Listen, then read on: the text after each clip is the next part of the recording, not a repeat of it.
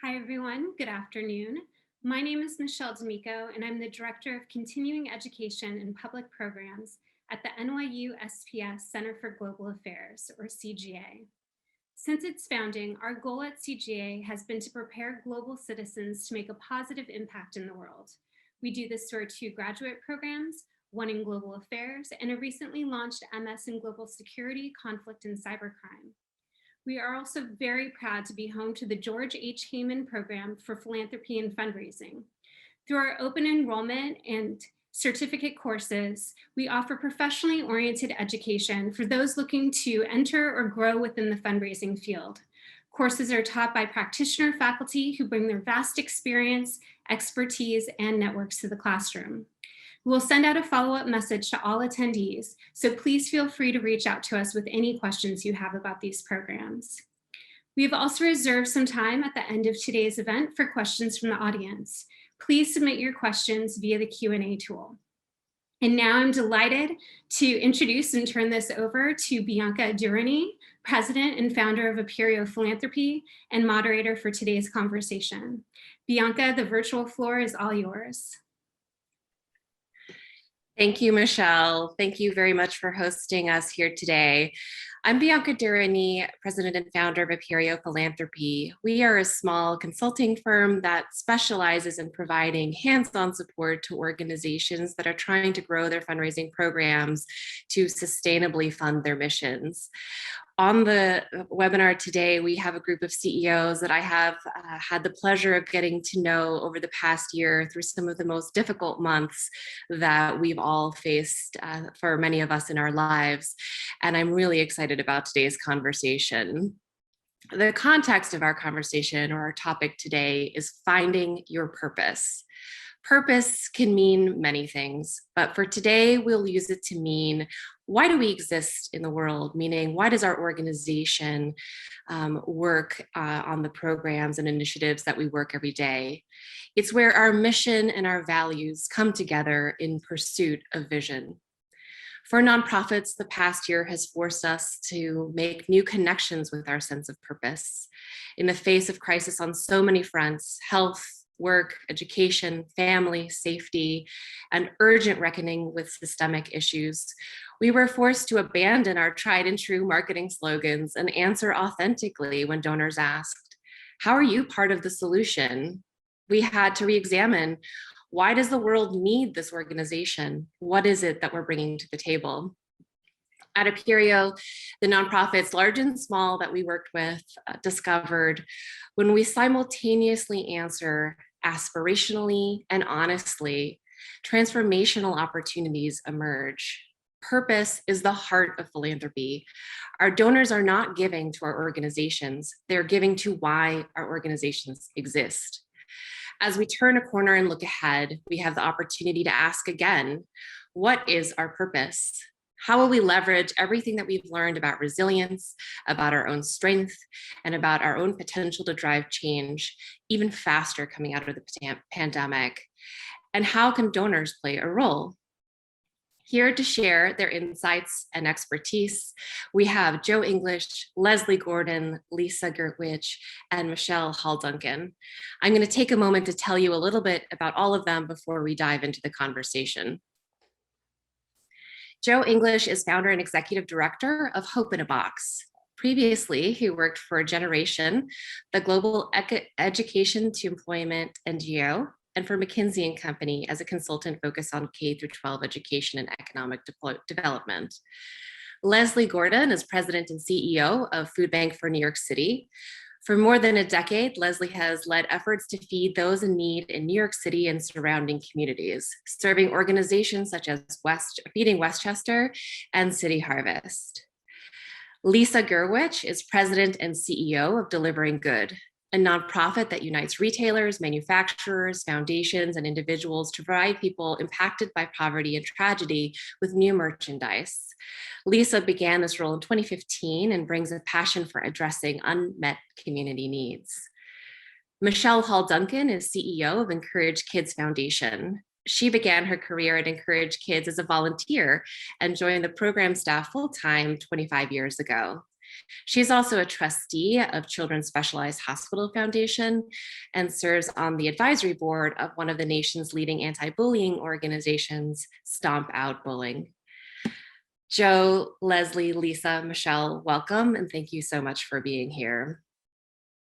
To get the conversation started, I'd like to ground us in hearing about each of your experiences as a CEO of a nonprofit during the past year. I'd like to hear how your organization was affected, but more importantly, what did you learn about your purpose? Let's start with you, Leslie, since you were on the front lines of the crisis in so many ways at Food Bank for New York City. I have to take a moment to unmute myself there. So, it was a particularly challenging year at Food Bank for New York City. We were really forced to rethink a lot of the how we do our work.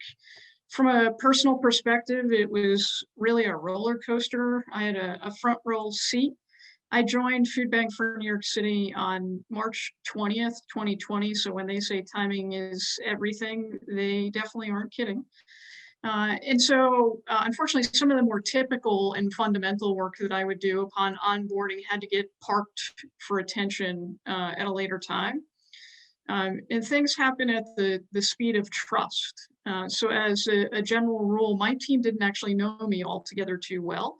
And so I had to figure out, how do I build trust quickly to keep us moving? And of course, at the essence of that is being human. And so I created forums as an example, something called a water cooler call. So staff had an opportunity to see me as a person first and ask what was on their mind. And then we needed to take great care to protect our team, right? Like hospitals, our organization was essential. We needed to keep our warehouse open, our trucks rolling on the road, food coming in, staff on the front lines in some cases. And so what I learned is that we have a team with an incredibly big heart. I mean, you can teach people skills, you can provide training and professional development, but inherently what you can't teach is heart and passion. They came in early, they stayed late, sometimes overnight. We moved faster, they stepped up. And then quickly, overnight, we became media darlings. So the whole country was watching our organization on CNN, CNBC, NBC, and we had to be really good at telling our story, but telling the story more broadly on a national stage. So that was a lot of responsibility to speak on behalf of my nearly 200 colleagues who work at other food banks across the United States. So it wasn't just about us. And I learned that moving fast and scaling quickly can stress infrastructure and systems and cause mistakes. And so we'll very likely spend some time retooling our processes and systems when we can really take a breather and a step back and do an after-action review of our work. Thanks, Leslie. Lisa, I know you were quick to respond to the crisis as well. Tell us what you learned this past year. Well, I'm very interested to hear about what Leslie learned because I think that we had a lot of similar experiences. I would say that two of our big lessons were about resilience and about relevance. So in addition to having an incredibly passionate, very small team, we just have about 14 people to run a $200 million business. Our purpose and our mission were more relevant than ever. We provide new product donations, everything from apparel to coats, footwear, home goods to people in need all over the United States. There were more people, as we know, in need than ever before. And at the same time, there was a retail apocalypse. There was so much excess inventory that needed a home right away. So our team worked 24/7. They're still working that way. And so we had the largest year in our history, providing over 60 million items to people in need and highly relevant items, things like PPE, blankets, footwear to frontline workers. So it was a record year. We were needed, and we hope that we made a big difference in people's lives. Wow, sounds like quite a venture. Michele, what about you? In a lot of ways, the pandemic kind of allowed us to press pause. Unfortunately, we were just about to have our 35th anniversary gala when, on the day that we would have had it, the World Health Organization called the pandemic a pandemic. So we had canceled the day before. And we spent the past year being under-resourced. Obviously, we are an event-heavy organization. And so we not only had to cancel that event, but had to cancel about 4 additional ones throughout the year. And then on the other side, we weren't unable to deliver our programs because we worked directly with hospitals. Our second largest program is our Hospital Happenings program, where entertainers, dozens of them, go into hospitals and entertain and distract the children. And they were cut off. They were cut off from the children, and the children were cut off from that resource. And so it was really difficult to say, we know what our purpose is, but how can we deliver it? What do we do?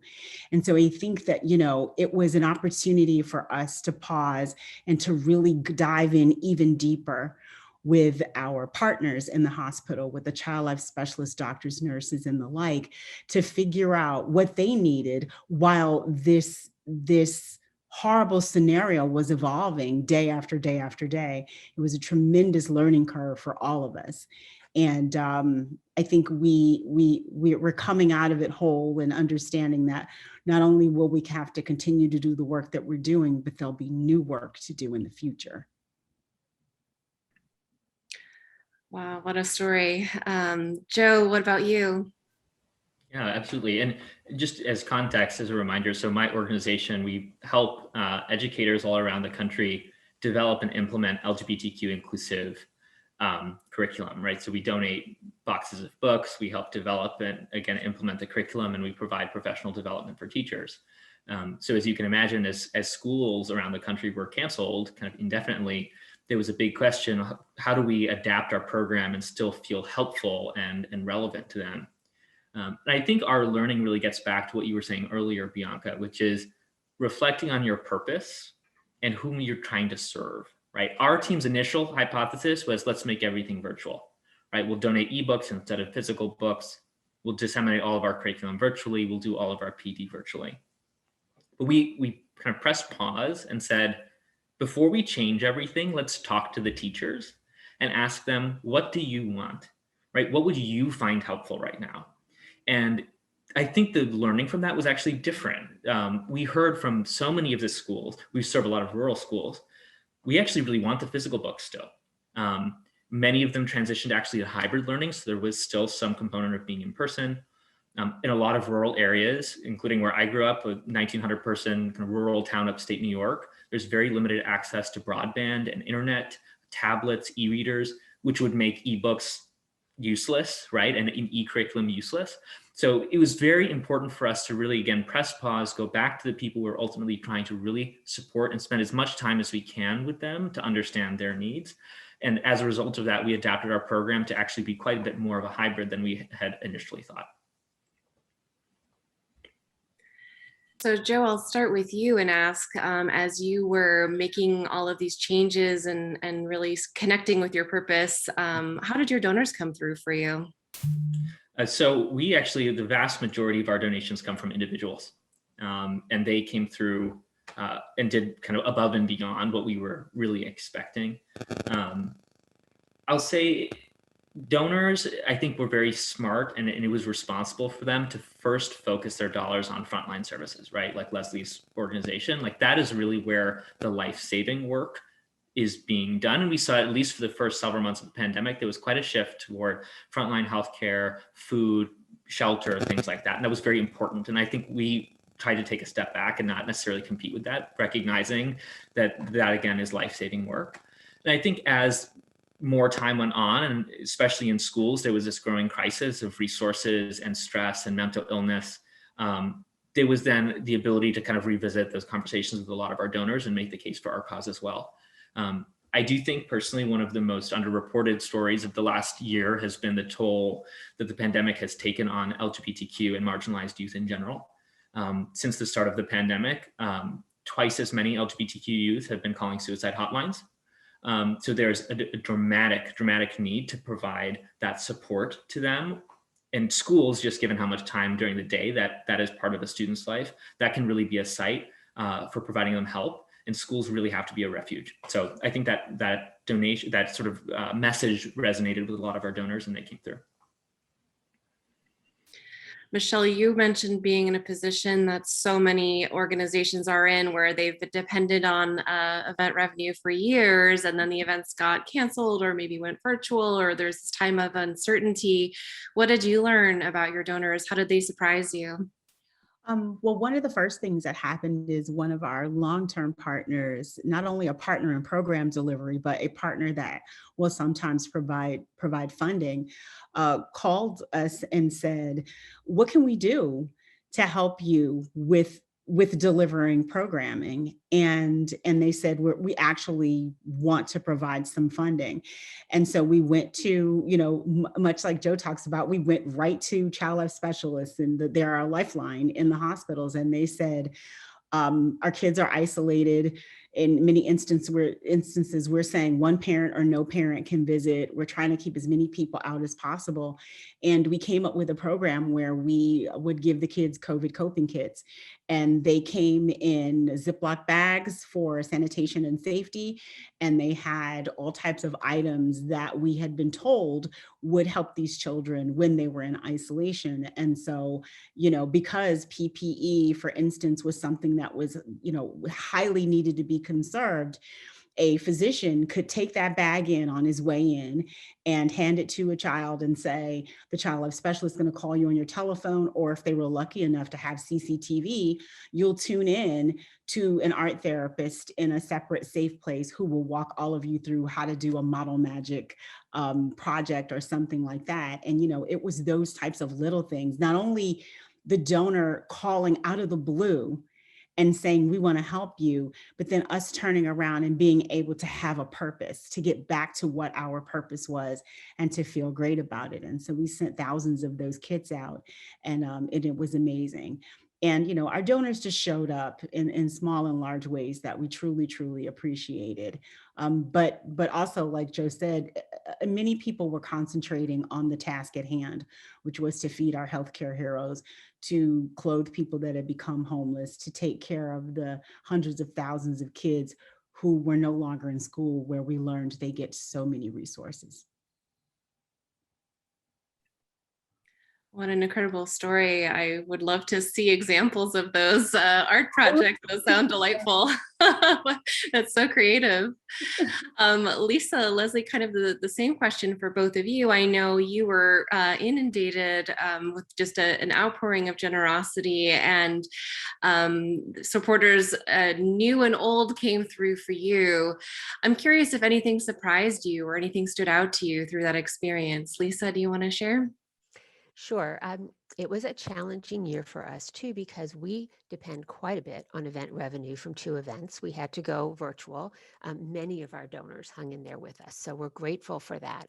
But 2 particular experiences that have a lot to do with timing and relationship. And the first relates to Joe and his organization's mission.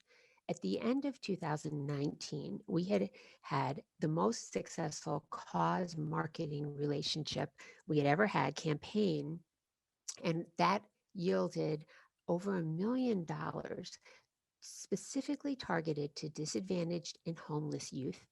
And we had decided to have a specific focus within that on LGBTQ youth around the country. Because that had happened at the end of 2019, we were still able to execute that program. And we are really proud that we were able to do that.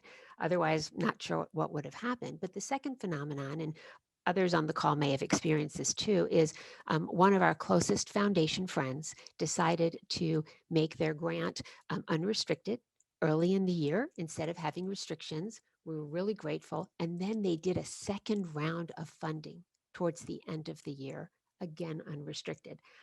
We would have had some big problems if they had not come through in that way. And you can't really always create those relationships right in the moment. It dates back to years of engagement, deep engagement, and commitment to our mission.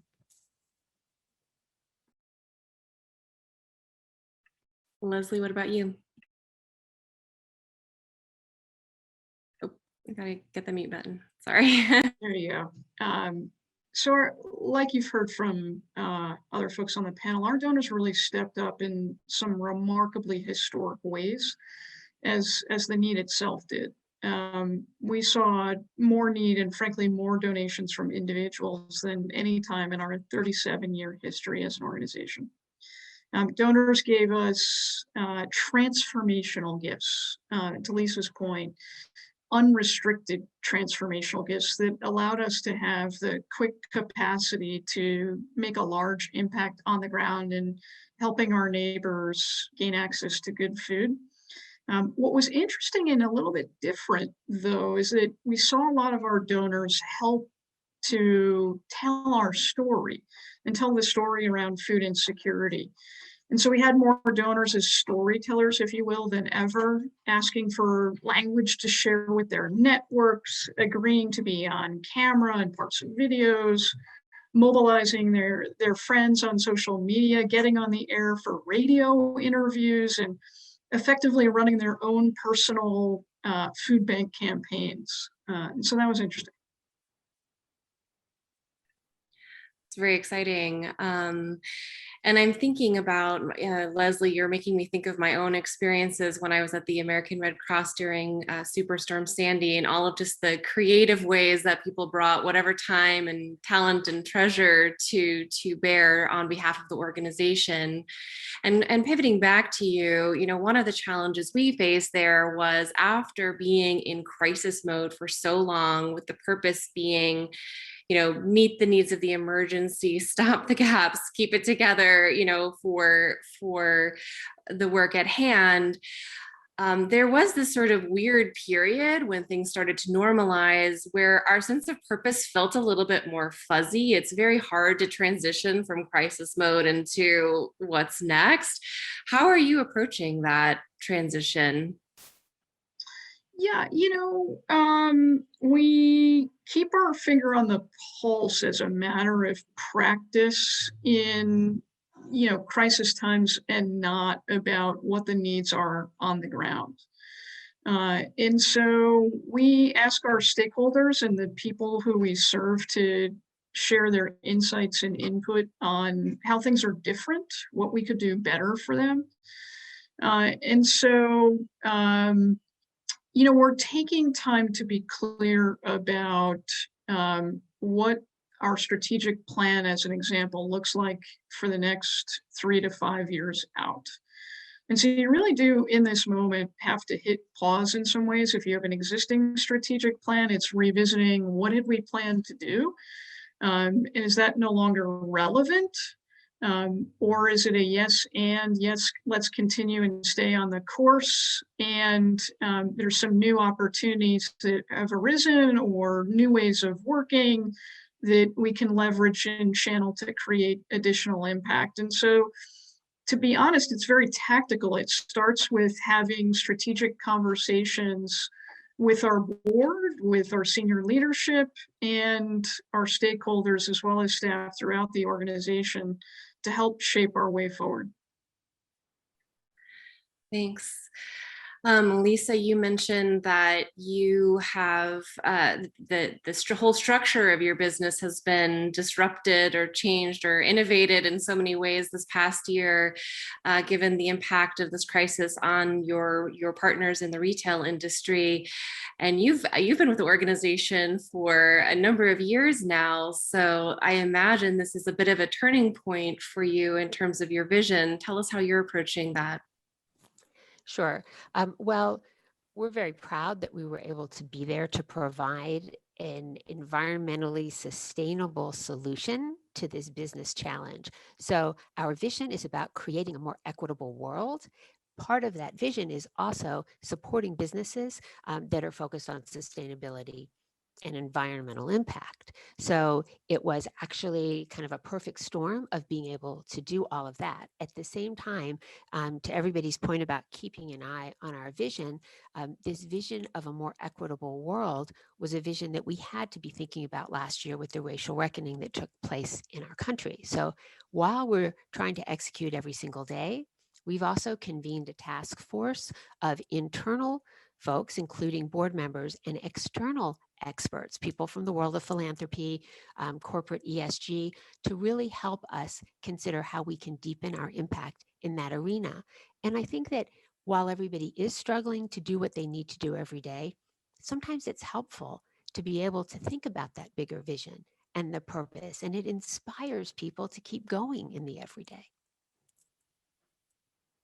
That's such an important point. I think that sense of purpose is so critical, but it seems like it's one of the hardest things to squeeze in during a day with the to-do list that overflows and hours that are so long, and keeping your head above water in that sense is very challenging, not only for the folks on the ground, but I think particularly for you CEOs who have to be several steps in front of what's coming down the pike.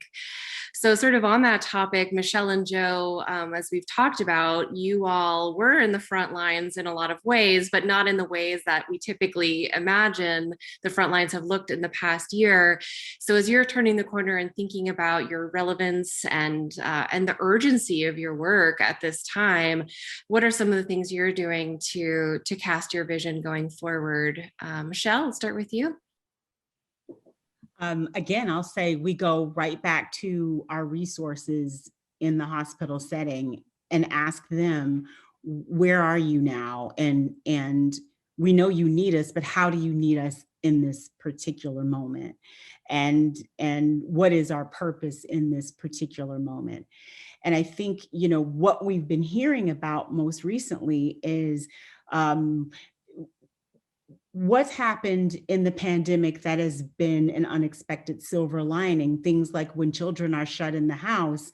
We talked to a doctor who was a lung specialist, and he said, my severe asthma patients, I expected to hear from them. I heard nothing. Traumatic brain injuries have plummeted, as well as concussions and things like that happen during playing sports. So what everyone is bracing for is, as the world opens back up, all of those issues come flooding back. And then there's a new set of issues that the pandemic presents for children 0 to 20. We've heard about how early development can be stunted because children have not had an opportunity to socialize, or interesting things like, if you're at home with your parents, which is, we start to talk about class and privilege. There were people who continued to have to work throughout this pandemic. And if their children were in daycare and the people who took care of them in daycare wore a mask all day, they didn't have the opportunity to form those language skills that children who do read your lips and engage with your facial expressions would. And I was so surprised to hear that. And then we moved to the teen cohort, and going back to something that Joe related to, I was shocked to learn that between the ages of 10 and 20, that suicide was the number 2 cause of death. And the things that happened during the pandemic, like the uptick in domestic violence and things that, we've just previously addressed around education, everything shows up at the hospital at some point with these kids. It's not just, I have a physical illness, but it's emotional things and mental health things show up. And what we've been asking is, how can we continue to be your partner in the things that you've historically needed? And how can we be your partner in the future, when we know that there's going to be this tsunami of issues that will come from what happened during this pandemic? And so we're ready and have been really engaged in some thoughtful conversations around that. I think that's such an important point, Michele, as we're thinking about developing our purposes at nonprofits, is that this crisis I feel like in New York City, the sun came out and everyone's like, all right, pandemic over, but we're going to be, living with the ramifications for a long, long time. And I think that, this sense that, very few organizations at this point, but if you've been holding off during the pandemic to leave space for the Leslies of the world, there's at some point your mission is going to have to be part of the long-term solution for this, and probably there's something right now that your mission can and could and should be contributing to life and well-being right now. Joe, same question for you. How are you thinking about what comes next? Yeah, and I think that Michele articulated it so well. I'll be brief. I think we saw that students and youth who are already the most vulnerable and the most marginalized were hit hardest by this crisis, right? That was one of the biggest things that we took home sort of from the last 12 months. And that really reaffirmed, I think, our vision that every single student deserves to feel safe and welcome and included at school. And we have to do everything that we can to make sure that that is the reality, not just for students who go to nice private schools or who live in urban areas, but also who are in Title I schools in rural areas and in parts of this country that just historically have not had the resources, the context that's really required to make that vision reality. So it was reaffirming, again, the types of inequality that we think about most, but also the types of inequality, again, that are least obvious sometimes. So I'll leave it at that. Thanks, Joe. And you're reinforcing what we're hearing in a lot of places, that some of these issues that we have tended to address as maybe secondary or niche or applying to just a few kids here and there are really coming to the surface and becoming very urgent to address, and obviously they've been urgent for the people affected for a long time, but I think there's so much more visibility now, and I think donors are more ready to have those. I think Michele used a word earlier this week with in this context of those grittier conversations of what is it really like, what does it really mean, why can we not wait even one day to leave these issues unaddressed in both a systemic way, but also in just the day-to-day relief way. So, pivoting over to fundraising, I think we're already hearing in this conversation why purpose is at the heart of philanthropy, at the heart of fundraising, and so critical to what we do. But I'd like to hear how you have been thinking about this role of purpose and what in your fundraising. So Joe, going back to you in a second, you are a new organization and you're very much still in the seed funding phase, if you will. What do you think has motivated your donors who stepped up in the past year, and what are those motivations that you're going to tap into going forward? Yeah, it's a really good question. And I think it's quite different depending on the types of funders we're talking about, right? I think we have found in the last 12 months that individual donors and corporate donors have been quite nimble. And they've been willing, at least in our experience, to cast a wide net and put a lot of dollars in smaller chunks to like community-based organizations, new organizations, and really kind of breathe life into anything that seems like it can really make a difference in a quick way. And that has been a lifeline for us. So we were able to start new partnerships with companies that we'd never really spoken to or only had 6 to 12 months of relationship with. We're suddenly giving us checks out of the blue in the mail, or running corporate match campaigns for us. There was one event that we did with Grant Thornton, which is a great company based in Chicago. They invited us to speak at one of their annual conferences. We raised $100,000 overnight with them. Stuff like that just kind of takes you by surprise and is really, really inspiring. And I think that we're still looking for ways to bring that to foundations and other institutions that, at least in our experience, are a little bit more conservative in their giving and longer term in the way that they evaluate organizations. Do you have a very long track record? Do you have an empirical study attesting to your impact? At least in our experience, that was not really the model that resonated during a pandemic situation, when that's just not a luxury. So we're still learning, excited by the momentum with individuals and corporations, and open questions still on how foundations can be playing a role, at least with our cause. Well, congratulations on that momentum. I know you have a very big vision and ambitious goals, so I'm sure that infusion of funding is very helpful for accelerating your progress. Michele, going back to the canceling of events and pivoting there, as long as I've known you, you've been working on your mission to diversify beyond events and kickstart some of those other revenue streams. And I'm sure so many folks on the phone resonate with that goal. How are you using where you are now to drive progress in that area? It's like literally being shoved out of the nest and just flying around in circles and trying to figure it out. But, as I said earlier, we had to cancel our 35th anniversary gala that would have happened on March 11th, and the 36th anniversary gala would have happened yesterday. So something that we're so used to, our largest fundraiser, our biggest Q1 fundraiser, I'm approaching it in December. I'm like, oh my God, there's not going to be a gala again, right? And so what this pandemic has forced us all to do is to think and to be transformative and to hold hands and to lean on each other and to ask for help. What do I do? How do I figure it out?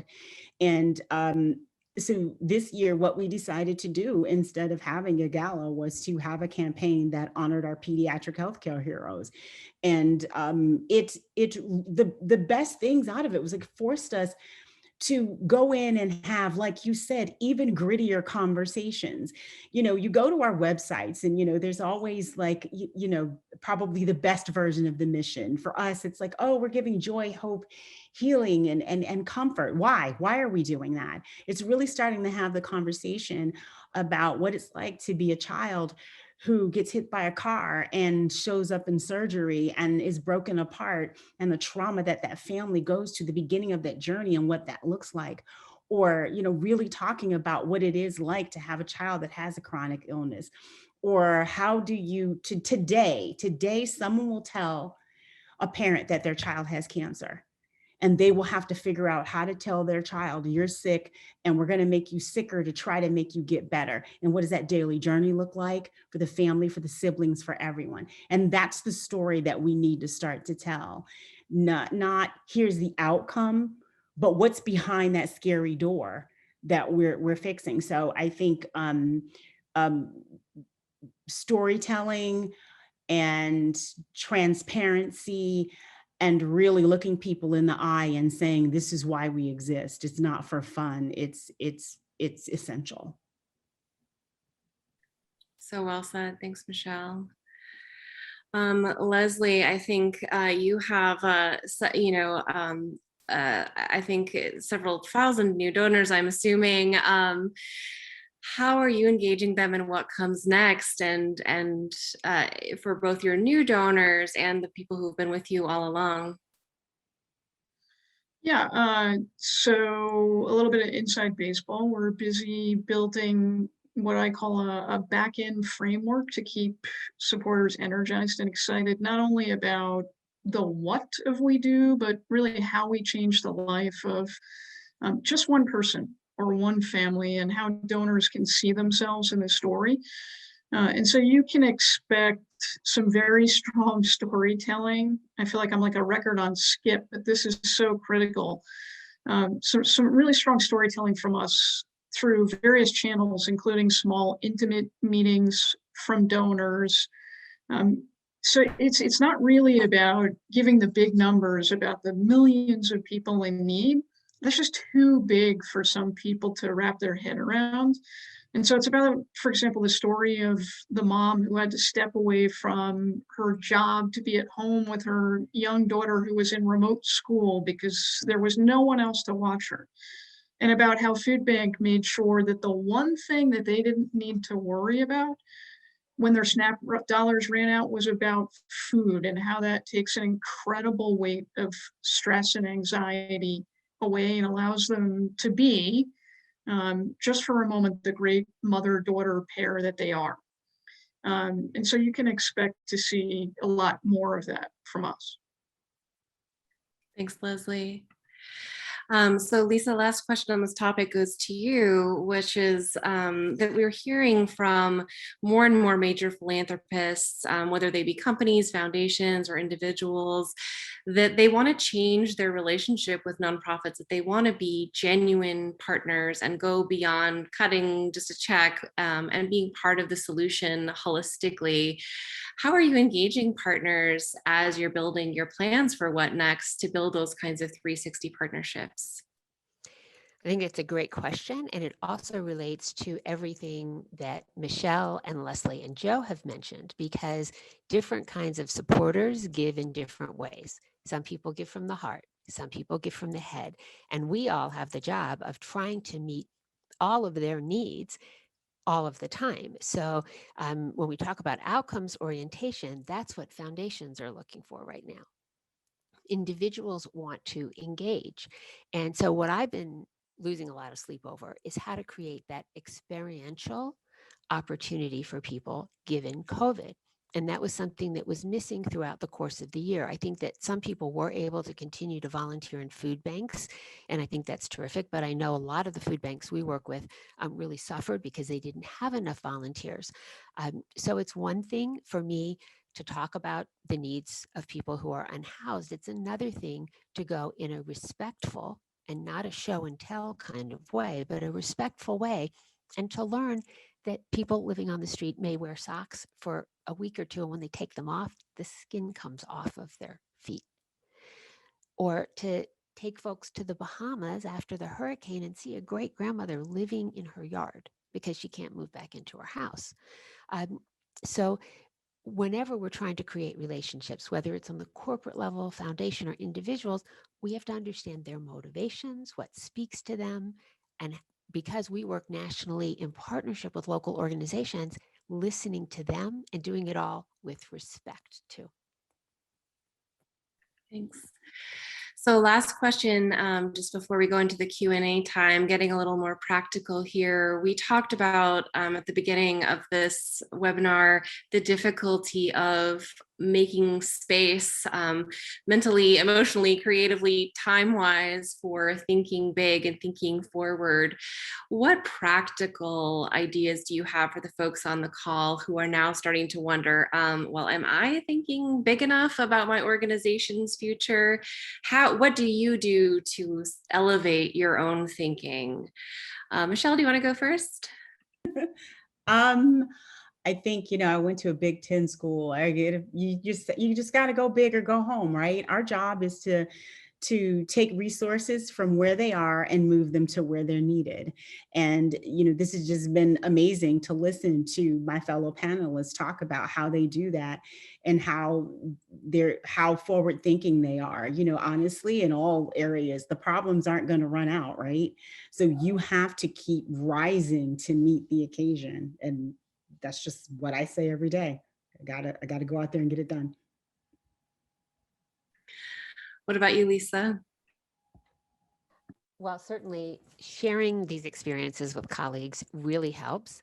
What I'm finding also that helps is to bring new voices to the table and to say, we want you to be honest, speak with us with candor. And we've done that in our task force on racial equity.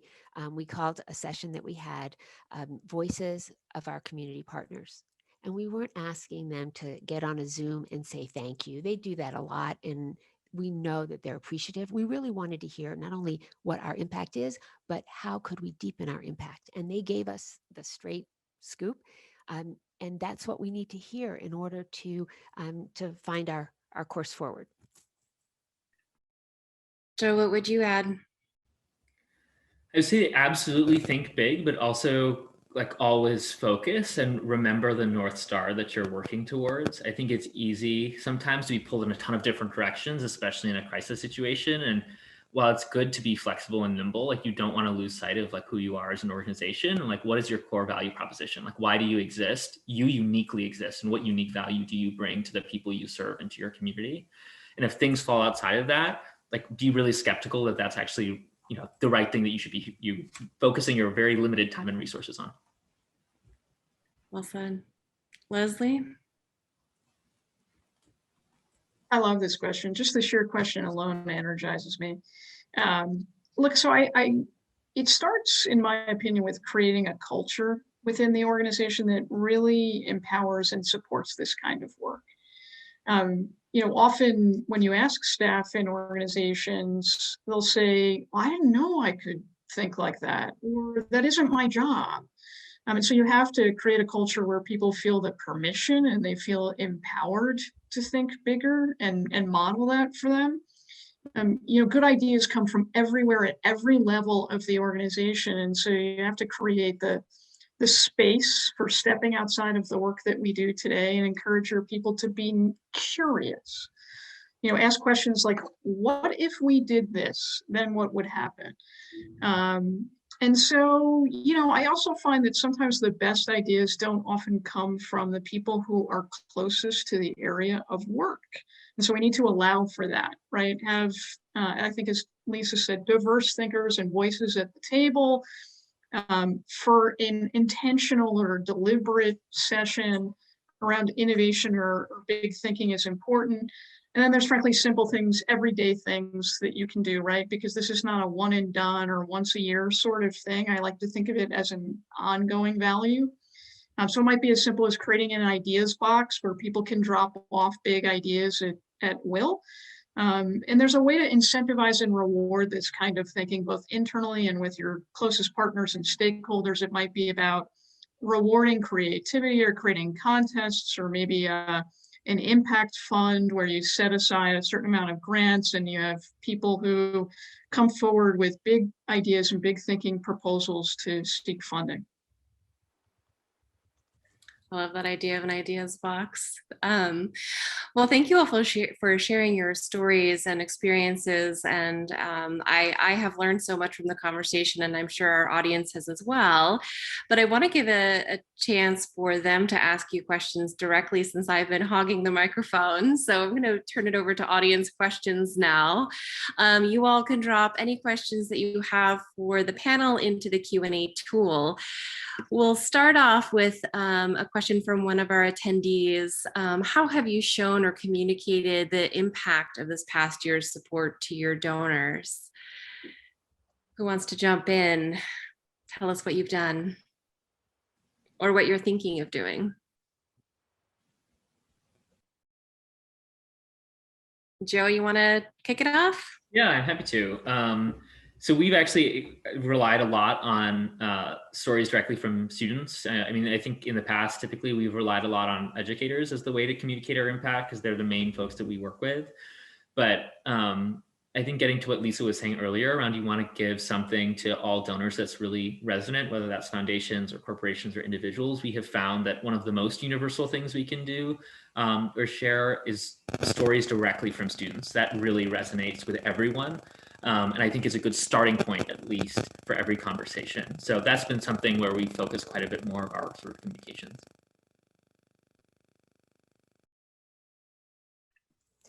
We use social media quite a bit, Instagram, Facebook, for the kind of impact stories, and LinkedIn for more of the business perspective. We've done, oh, sorry, Michele, please go ahead. I was just going to say, I was going to echo what Lisa said. We too use social media to share those impact stories and those individual hospital stories and content. Leslie, was there something you wanted to add? Yeah, we've similarly been engaged on social media. We've had a real sincere focus on videos of stories of people who have been impacted by our work and impacted by COVID. And so we've also done small salons with donors at interesting times, at lunch times and evening times, that might be space where they can naturally congregate with us. And it gives us a more intimate setting in which we can communicate our story and answer questions that they might not otherwise ask. So Danielle has a question that I think ties to a lot of the themes of today's conversation.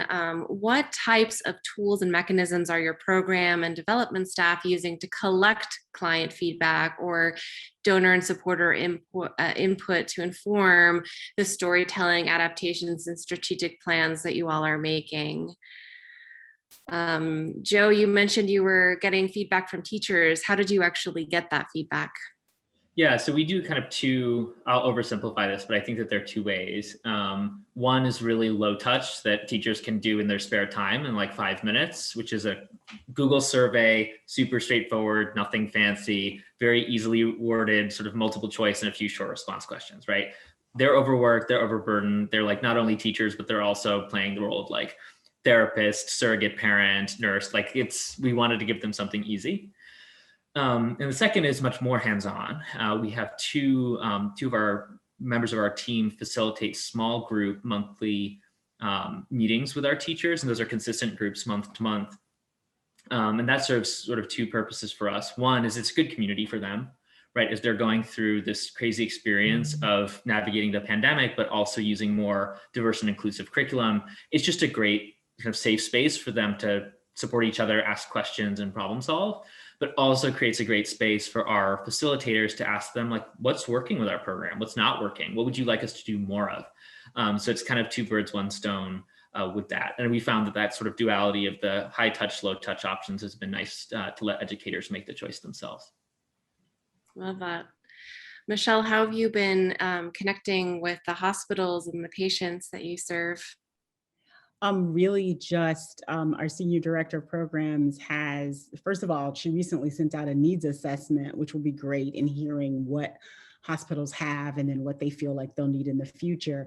And then just asking for the content of photos. You know, we have photos of the kids opening those COVID coping kits and playing with those and giving us anecdotes around how they have worked. We've gotten cute content around our teddy bears and how children are using them in the hospital. So I think that, you know, just reaching out and saying, can you tell us how you're using the programs that we supply has been great. Leslie, you mentioned that in your strategic planning process, you're involving a lot of stakeholders in terms of staff, internal, external board leadership. Are those structured conversations? Are they surveys? What are some of the tools you're using? They're one-on-one conversations, they're cross-functional group conversations internally, they're advisory group conversations with stakeholders, and we're also sending out surveys. Great. And Lisa, what are you doing? I saw you trying to chime in. Well, I was going to chime in addition to the task force that I mentioned, and certainly a lot of board engagement, there's two other phenomena that we've experienced. We work with many grassroots organizations around the country. They may be all volunteer run. And so during this period, they have had really serious challenges keeping their lights on, keeping their doors open, keeping their operations going. So we have to have realistic expectations about what they can do with us, reporting requirements, things like that, while they are just struggling to be there. So that's something that we've really been dealing with. And on the other hand, our corporate supporters, some of them have gone out of business. Some of them have filed bankruptcy, and we have tried throughout the course of last year, especially to be very sensitive. We actually put a moratorium on fundraising for a certain period of time from about March to May of last year, when we normally would have been fundraising for our events, because we just felt like we needed to be respectful.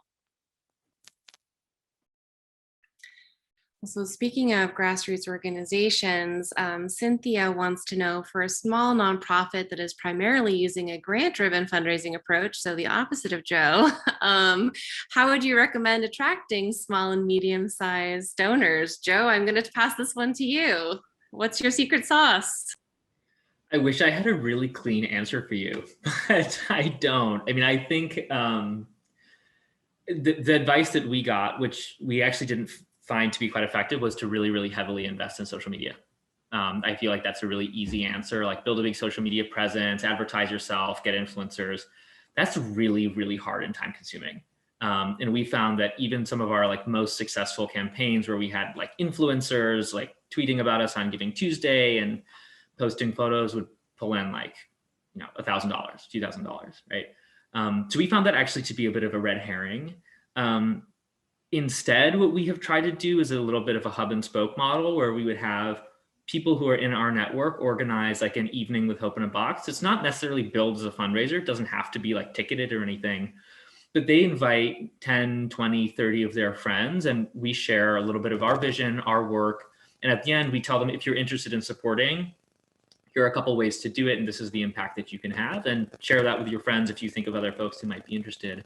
And that has helped us sort of exponentially grow our network of people, and it's personal, right? You're connected to it with someone that you know and trust, and you hear their story and the organization's story, and therefore it's a little bit more resonant and durable, we found, than again like an email blast or a social media campaign. So that's what's worked for us. Thanks, Joe. Leslie, I'm going to punt this next one over to you. Michael asks, how do you manage board expectations around the feasibility of gift renewals in the year ahead? You know, first of all, how are you deciding sort of what your growth opportunity is? And second, how are you managing expectations around that? Sure. So we received a really healthy amount of donations, as Bianca said at the outset. So we have been having an ongoing dialogue in anticipation of a receiving of generosity in FY22, and we've been at this conversation almost since the beginning of the COVID pandemic, in fact. And so we're making some critical investments in not only infrastructure, but staffing as well, so that my expression is catch part of the curve, right? So donations, if you're looking at a chart or a graph, have gone up. And so what we don't want to happen is have things bottom out and sort of stabilize back to a normalized level. And so we've been really proactive in bringing in and investing, having those conversations with our board, getting their buy-in, securing their alignment and support for making the right levels of investments so that we catch that curve and it doesn't drop back down again. Thanks, Leslie. So I know we're 2 minutes till. I'm going to give you all a chance to just in one sentence or so, what is the one thing you want everyone to walk away with as we wrap up here? Your takeaway for everybody. Lisa? Make an impact. Whether it's a personal or a professional, think about how you can make an impact, an investment of time, resources, and bring others with you. Joe? We're going to go back to really clearly define your North Star and figure out what you want to focus on. Michele? I would say take the time to look at the past year and be extraordinarily proud of yourselves as fundraisers for what you have had to endure professionally and personally, and know that, you know, better days are definitely ahead. Leslie? I would say don't be afraid to think outside the box. If COVID has done nothing else, it's really helped to accelerate opportunities to think about and do things differently, and to give all of us an opportunity to work collaboratively in new ways that we might not have previously explored, rather than working in silos. Well, thank you all again for your time and sharing your stories. And thank you everyone on the webinar for being such engaged participants. The chat was really full. I wish we could get to all the questions. We'll be continuing this conversation, as Michele D'Amico said in the chat, in April and May. In April, we're going to talk about how to engage funders in your vision going forward, building on the conversation that we had today, going a little deeper into what does it look like to sit down with a company company or an individual in a foundation say, here's when I want to go, where I want to go before you even have all your plans made. And then in May, we're going to be talking about what does all this mean for your board? How is our relationship with our boards changing? How can we engage them in what comes ahead, especially as many organizations are doing what Michele Hall-Duncan said, shifting really intensively to relationship-based fundraising. We hope that you'll join us for those conversations, and Michele D'Amico will be sending around a recording of this call and other resources by early next week. Thank you, everyone.